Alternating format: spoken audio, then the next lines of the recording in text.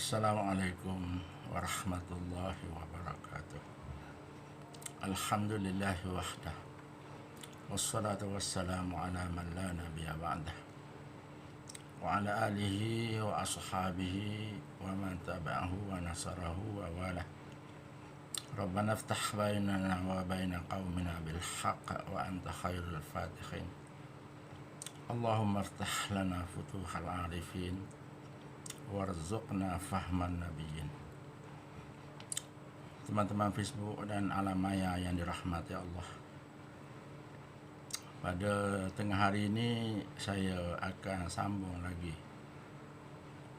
berhubung dengan tafsir suratul Fatihah. Kita sampai kepada ayat pertama ataupun ayat yang kedua suratul Fatihah.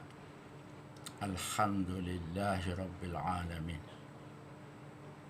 Kita telah menghuraikan tentang alhamdulillah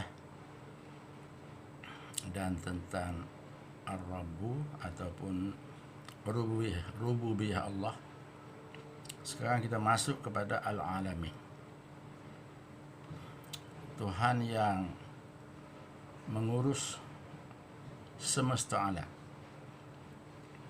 Al-alamin seperti mana yang pernah kita disebut oleh para ulama, kullu ma Allah. Setiap sesuatu selain daripada Allah itu adalah alam. Alam Allah Subhanahu wa taala terlalu banyak. Disebut oleh ulama, alam yang ada di atas kepala kita disebut sebagai alam ulwi. Termasuklah langit yang ketujuh, kursi arash, itu dipanggil alam ulwi. Adapun alam yang berada di bawah tapak kaki kita, iaitu bumi yang ketujuh, disebut sebagai alam sufli. Tentang alam Allah ini terlalu banyak. Hanya Allah Subhanahu Wa Taala sahaja yang mengetahui. Yang kita telah bahas agak banyak lebar tentang alam syahadah, alam dunia yang mempunyai bintang yang banyak, hanya Allah yang mengetahuinya. Alam dunia ini dalam Al-Quran, dalam suratul Mulk, Allah berfirman, walaqad zayyana as-samaa'a ad-dunya bimasabih. Sesungguhnya kami hiaskan langit dunia dengan bintang-bintang. Jadi bintang-bintang yang bertaburan di atas langit itu berada di bawah langit.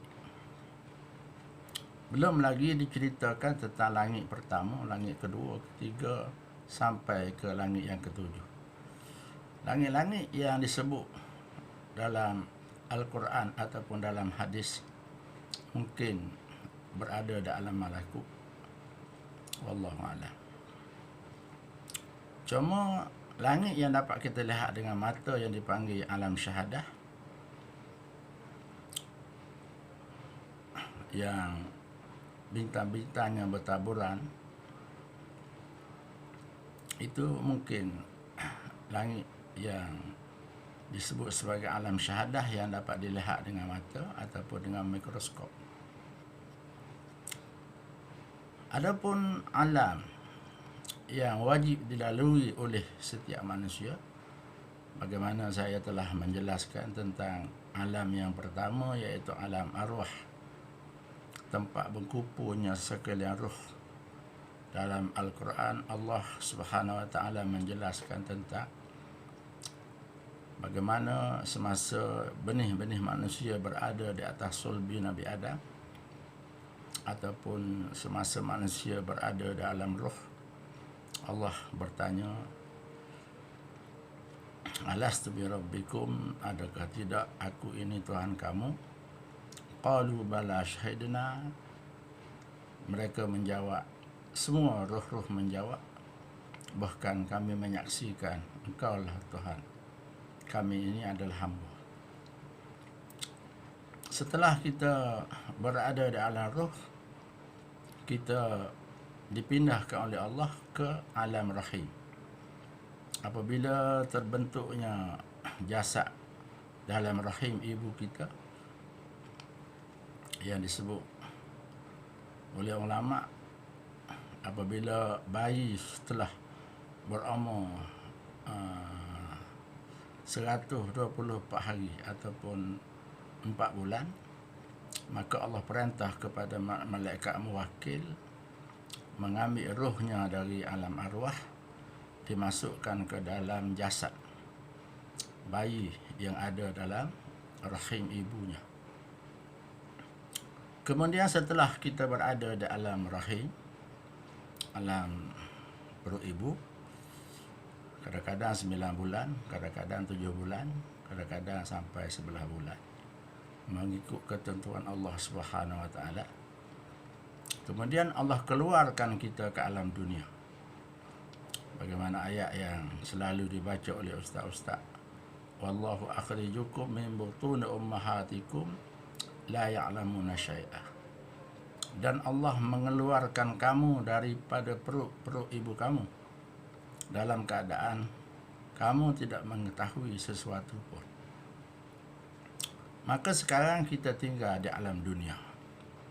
Setelah kita lahir dari perut ibu, kita berada di alam dunia, iaitu alam yang disebut oleh Allah liyabluwakum ayyukum ahsanu amala.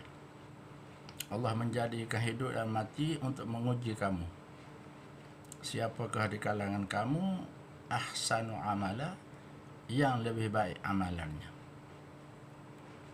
Jadi kehidupan kita di dunia ini adalah sebagai satu ujian Allah untuk melihat kita, adakah benar-benar kita menjadi hamba Allah ataupun menjadi khalifah Allah yang mengurus bumi dengan peraturan dan hukum-hukum Allah Subhanahu Wa Taala.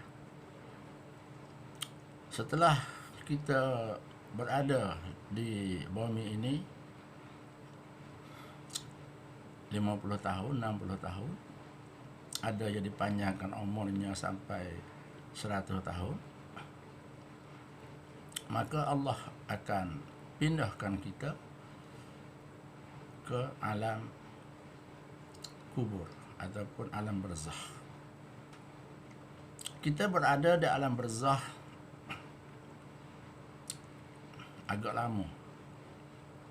Kalaulah dunia ini belum kiamat, sampai tahun 2050 ataupun tahun 3000, bermakna kita berada di alam kubur ataupun alam barzakh beribu-ribu tahun.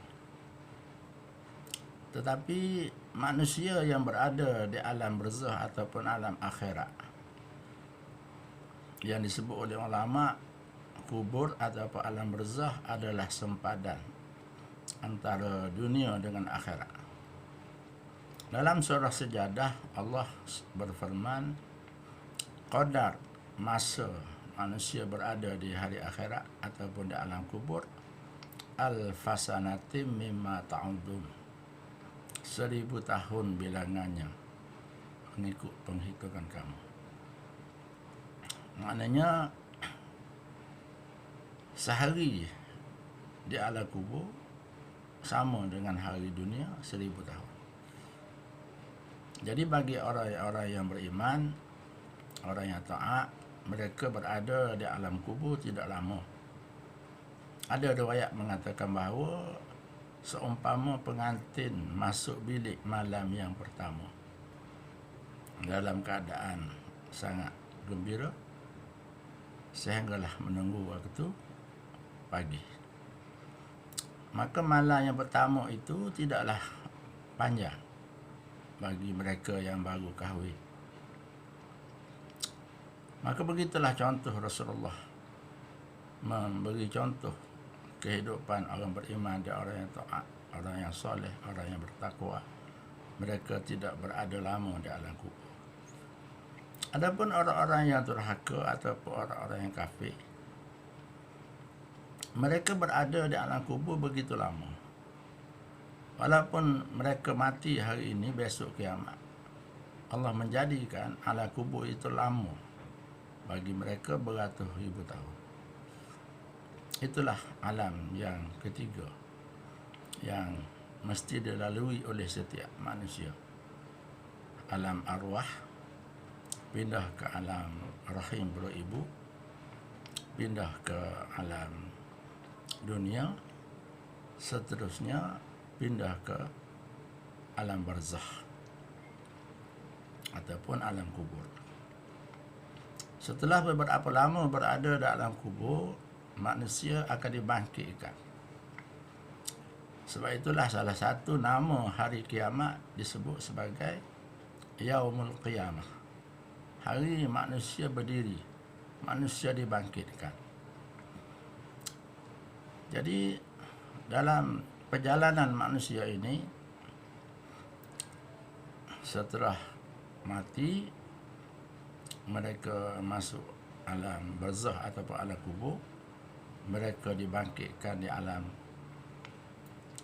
kiamah, ataupun dalam Al-Quran banyak digunakan hari kiamat ini dengan Yaumul Akhirah, hari yang akhir. Ada juga disebut sebagai Yaumil Mahsyar, hari tempat berkumpul semua manusia. Ada juga disebut sebagai Yaumul Hisab, hari tempat menghitung segala amalan. Setelah manusia berada di alam mahsyar ataupun alam hisab, manusia berpindah lagi melalui satu alam yang disebut alam sirat. Manusia mesti melalui satu jambatan di penghujungnya syurga, di bawahnya api neraka.